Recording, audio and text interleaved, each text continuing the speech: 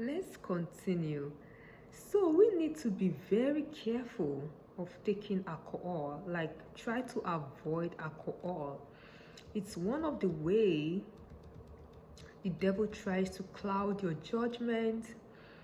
God told me I should not take alcohol. I'm a child of purpose. It's kind of similar to the Bible. God was giving advice to the mother of John the Baptist: no alcohol, no wine. So that John can fulfill his purpose because he was special. God is not giving these rules to punish us. It is for our own good. Same with Samson. God gave an advice to Samson on what he should do and not do so he can fulfill his purpose. Same for me too. Same for you too.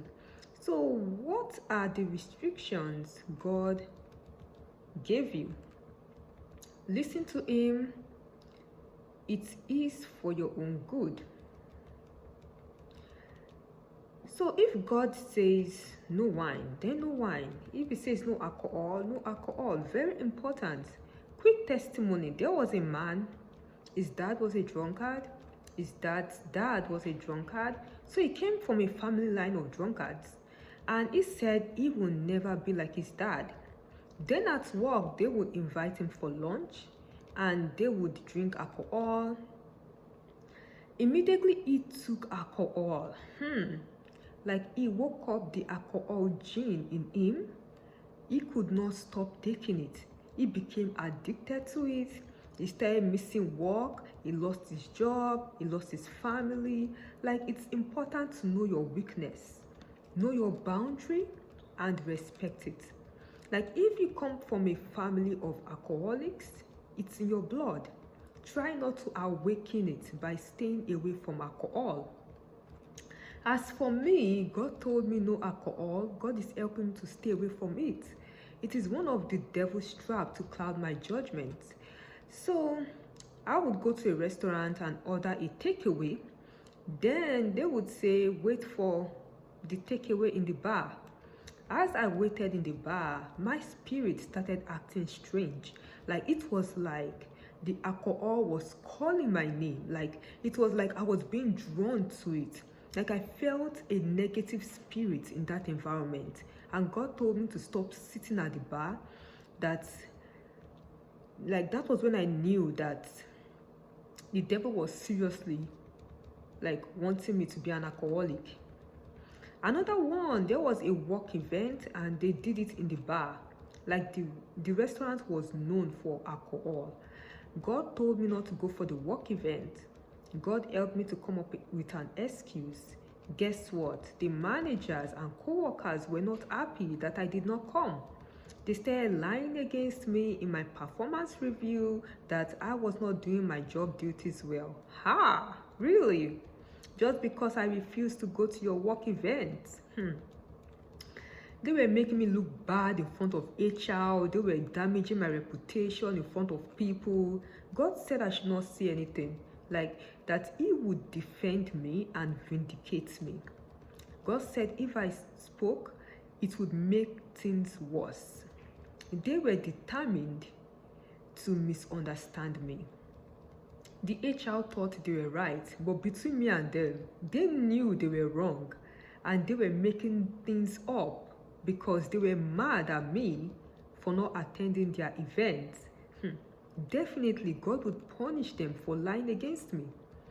Because if anyone lies against me, they are lying against God. So when the manager was talking on, during the performance review, he was just saying lies against me and he was asking, do you have any questions? God said I should not say anything. So I said no. The manager was feeling guilty. He knew what he was saying was a lie. So he was surprised I kept my mouth shut. I did not say anything. He wanted me to talk. He wanted me to shout. He wanted me to retaliate, so that they would have a reason to terminate me. But God said I shouldn't say anything. There's some people at work, because they don't like you, they make up stuff to make you angry so that you can leave the job. But God does not want you to leave the job right now. God will say nothing to them. when you say nothing to them, they have no reason to fire you. So always listen to God. So He sees what they are saying behind your back. He will guide you on how to navigate the evil people at work. Guess what? God defended me and vindicated me. Some people are very wicked. It's the devil using them. So imagine you obey God and things are going bad for you. Don't worry. God is greater than the evil plans of people. God will make it work together for your good. Remember, if you are terminated or fired by your company, it is because God wants to take you somewhere higher. God allowed the termination to happen. No one can terminate you unless God allows it. So stop thinking people have power over you. No, they don't. So if things are not going your way, it means God has a better plan. Don't kneel down and beg your manager when they terminate you. I used to do that. God has made me wiser. God said, hold your head up. Say this will work out for your good.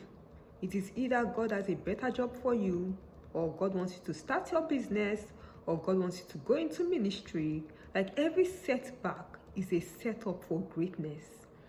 So see setbacks as a blessing, not a curse. Don't panic when terminated. God, who has brought you this far, will never leave you. He is with you now and forever. God will not make you homeless. God will provide for you. God will pay your bills. He is a God of money. He has plenty of it. So don't panic. Like I have been terminated before and God worked it out for my good. So let's look at full-time jobs. How God gave me a full-time job miraculously. So I was in the business school. In the business school, they mentioned it's important to go for networking events. There was a saying, it is not what you know, it is who you know. So many companies came to this networking event. Like I would hold my business suit in my school bag every day, because you never know if a company is visiting our business school or we are going to the company or a networking event later in the evening. I was not living in the dorm at school. I came to school every day via bus. So I had severe back pains, chest pains, because of how heavy my school bag was. Like my school bag had my laptop, textbook, notebook, then my business suit every day, Monday to Friday. The struggle was real.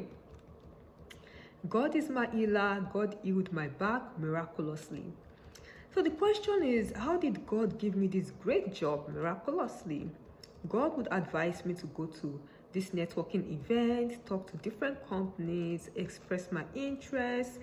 Then there was a company I really liked, and those who worked in that company gave me ideas on how to get into the company. So I was trying to get a summer internship in that company, maybe intern in the summer, then get a full-time job after I graduate. So at the networking event, I would talk to people that work in that company. I would show them my resume. They would give me tips on what to change, because the company used the computer to screen candidates so that they can invite them for an interview.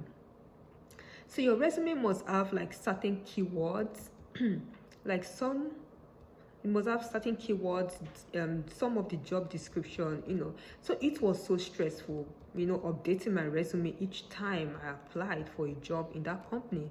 Like I would talk to the workers in that company, ask for their business cards in case I have questions. I would follow up. I would send a follow-up email and make sure that, follow up with them the next day, so they don't forget about me. Like it was stressful. I applied to more than 50 jobs. So we'll continue in the next video.